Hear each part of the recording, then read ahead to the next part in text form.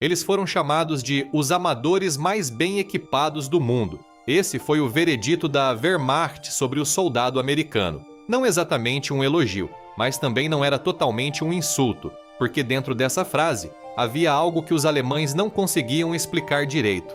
Algo que tornou a infantaria americana cada vez mais perigosa conforme a guerra avançava. Algo que não seguia as regras. Os alemães respeitavam os britânicos pela disciplina, respeitavam os soviéticos pela resistência, mas os americanos os deixavam perplexos, mal treinados no começo, caóticos na execução e ainda assim, teimosamente, irritantemente difíceis de deter. Como um exército que perde suas primeiras grandes batalhas acaba sendo temido pela máquina militar mais profissional da história, a resposta não tem nada a ver com números ou equipamentos, tem tudo a ver com algo muito mais difícil de medir. Para entender o que tornou a infantaria americana perigosa, é preciso começar pelo que a tornou fraca.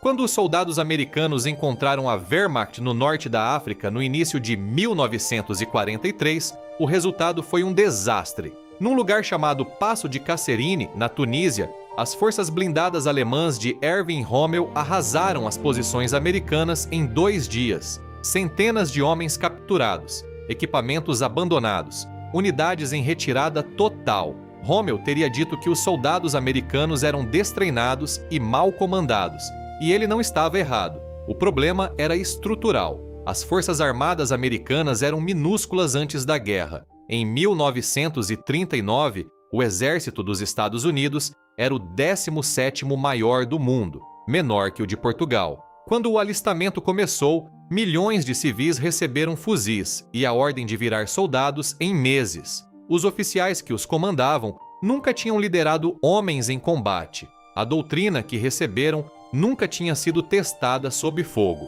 Então, o que mudou? O que mudou foi a velocidade com que o sistema americano aprendeu.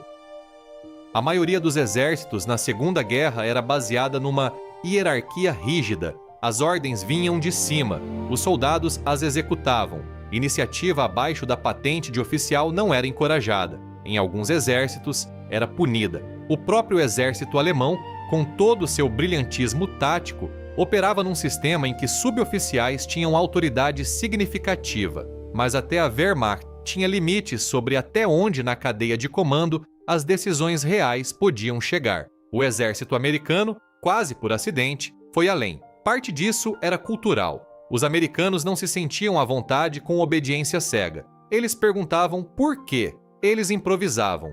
Um sargento que via uma oportunidade nem sempre esperava por permissão. Um esquadrão encurralado por fogo procurava um caminho alternativo, em vez de simplesmente parar. Isso enlouquecia oficiais treinados no estilo europeu, mas também salvava vidas e conquistava terreno. Mas havia mais do que apenas uma teimosia cultural. As forças americanas desenvolveram algo chamado revisões pós-ação, debriefings sistemáticos, onde cada engajamento era analisado, cada erro documentado, cada lição repassada para o treinamento o mais rápido possível. Unidades que foram destroçadas em Kasserine foram reconstruídas, retreinadas e devolvidas à batalha em semanas. As lições da Tunísia moldaram a invasão da Sicília. As lições da Sicília moldaram a invasão da Itália. Quando as forças americanas desembarcaram na Normandia, elas estavam lutando uma guerra fundamentalmente diferente daquela que haviam perdido no deserto. Os alemães notaram. Depois da Normandia, oficiais da Wehrmacht começaram a relatar algo inesperado. A liderança das pequenas unidades americanas tinha se tornado notavelmente flexível. Comandantes de pelotão tomavam decisões que deveriam exigir autorização de batalhão. Sargentos pediam apoio de artilharia por iniciativa própria. Quando um oficial era morto, o próximo na linha assumia sem esperar ordens. Isso importa mais do que parece. No bocage da Normandia, aquela densa rede de sebes ancestrais que transformava cada campo numa fortaleza, táticas rígidas falhavam completamente. Tanques não enxergavam para onde iam. Comunicação por rádio era pouco confiável. Mapas eram inúteis. Unidades se separavam constantemente. Nessas condições, um exército que só funcionava com ordens claras vindo de cima parava de funcionar. Um exército em que todo soldado entendia o objetivo e podia improvisar para alcançá-lo seguia em frente. A infantaria americana seguiu em frente. Houve uma adaptação específica que se tornou lendária entre soldados aliados e alemães. Era chamada de técnica do fogo em avanço, refinada e popularizada pelas forças do General George Patton. Em vez de avançar aos saltos, movendo, parando, buscando cobertura, movendo de novo, a infantaria avançava continuamente atirando, todas as armas disparando, máximo de ruído, máximo de supressão, máximo de pressão psicológica.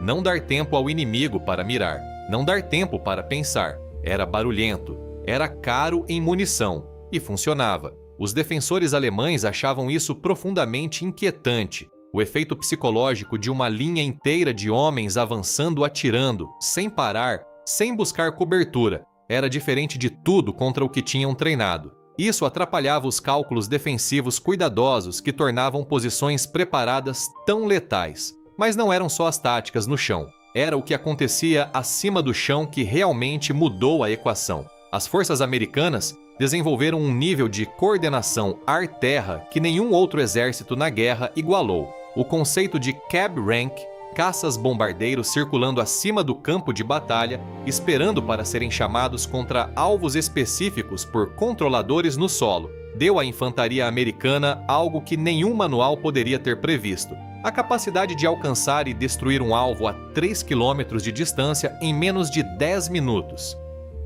Controladores aéreos avançados se moviam com a infantaria. Quando uma unidade era fixada por um ponto forte que a infantaria sozinha não conseguia quebrar, uma posição de canhão de 88 mm, uma casa fortificada, uma coluna de blindados, o controlador fazia a chamada. Minutos depois, P-47 Thunderbolts desciam em mergulho. O problema desaparecia. Oficiais da Wehrmacht escreveram extensivamente sobre isso em seus relatórios pós-batalha. A combinação de táticas flexíveis de pequenas unidades e apoio aéreo rápido criou um campo de batalha, onde as vantagens defensivas alemãs, posições preparadas, fogo disciplinado, profundidade tática, eram neutralizadas sistematicamente. Você não podia simplesmente segurar o terreno e deixar os americanos sangrarem contra ele.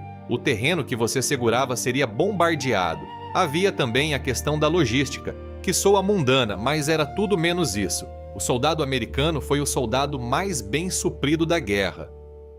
Não só em armas e munição, mas em comida, remédios, equipamentos de reposição, combustível. Uma unidade americana que sofria baixas podia esperar reposições em dias. Uma unidade que esgotava sua munição podia esperar reabastecimento em horas. Isso criou uma base de poder de combate sustentado que desgastava os oponentes com o tempo. Os alemães, em contraste, lutavam uma guerra de escassez permanente. Combustível era racionado. Reposições eram adolescentes mal treinados ou homens feridos enviados de volta cedo demais. Equipamentos que quebravam muitas vezes não podiam ser repostos. Uma unidade da Wehrmacht que vencesse um engajamento tático podia se ver incapaz de explorar a vitória porque não tinha combustível para avançar. Ao longo de meses, ao longo de anos, essa assimetria se tornou decisiva.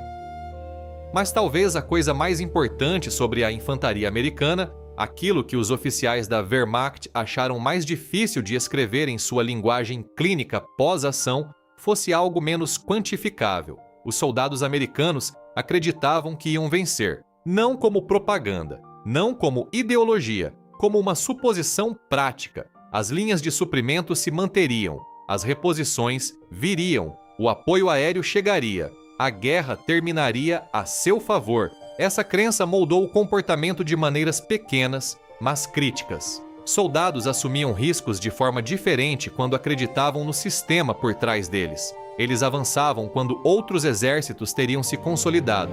Continuavam atacando quando a lógica tática dizia para parar. Os alemães vinham vencendo por tanto tempo que a derrota não estava em seu quadro mental. Quando isso começou a acontecer, de verdade, consistentemente, em todas as frentes, criou-se uma fratura psicológica que táticas sozinhas não podiam reparar.